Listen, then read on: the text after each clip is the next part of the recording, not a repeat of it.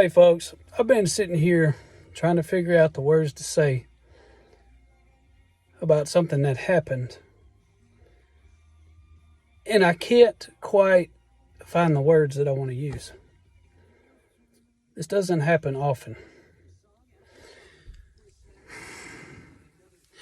I told y'all before, but I think I'm going to go ahead and say it again. I've been around cars my whole life. At a very young age, I would say 12, my dad showed me how to do things on cars.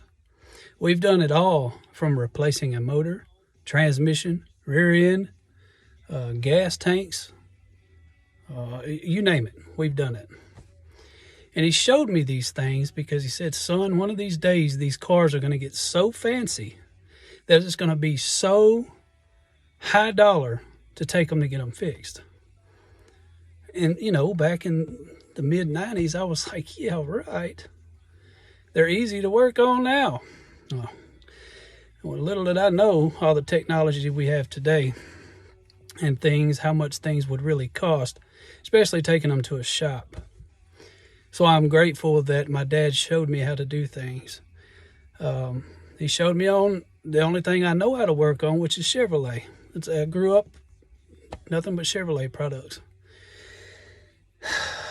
I went out and bought a Toyota because I got tired of working on them, I'll tell you. And my Tundra has lasted by far longer than anything I ever had in the 5 years I've had this truck. I hadn't had to work on it one time. But let me get back to it. Something happened,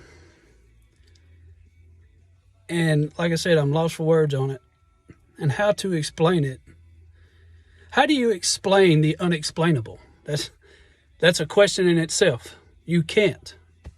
So let me say it like this.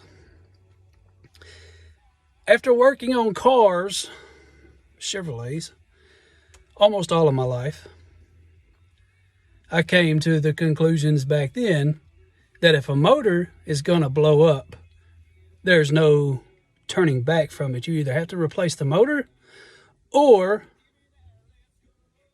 you just, I don't know, drive it in the lake. I don't know.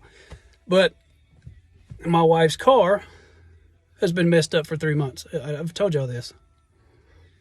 On the verge of throwing a rod. I've seen it many times growing up in other people's vehicles. I've never had that problem because I've always changed my oil like I'm supposed to, and I've always done that myself. But I've always taken care of my vehicles. My wife's car had an oil consumption problem when we bought it, so no matter if we changed the oil or not, it still went through 4 quarts of oil a month, and it wasn't supposed to do that. It's not supposed to do. No car is supposed to do that, especially a 4-cylinder. I'm just trying to get this out. So my wife gets in her car today, and I noticed it wasn't knocking anymore. Now, I don't believe in coincidence, folks. I don't. And a word that I always... It's like nails on a chalkboard. I hate the word, but people say it still, and I'm like, don't say that. Coinky-dink.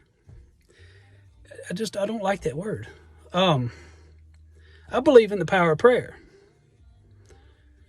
And a lot of you have been praying for me and my family, and God knows my heart. I really appreciate it, and I love every one of you. I also have been praying to the good Lord, if it's in His will, that He'll let this car last us until we can afford to get another one, because I've already called about a motor because I don't want to put one in there. I don't like doing that stuff anymore at my age, but it's still cheaper to buy a used motor and put in versus someone else doing it, because they said $8,000 and I was like, no, I only paid $7,000 for the car. So I didn't know what I was going to do. I didn't know. So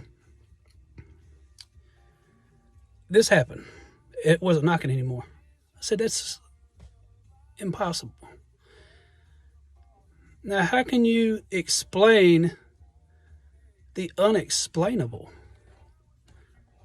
Simple. Only God. Right? Right. Her car fixed or corrected itself. Trying to explain the unexplainable, you can't do it but by saying only God. That was only God. All glory to God, folks. This is a problem we're not going to have to worry about right now. I'm so excited about it because I was just in my mind, what are we going to do? What are we going to do when this car blows up? What are we going to do? Because I have a single cab truck. What are we going to do? I love all of you, and thank you so much for the prayers. God bless all of you.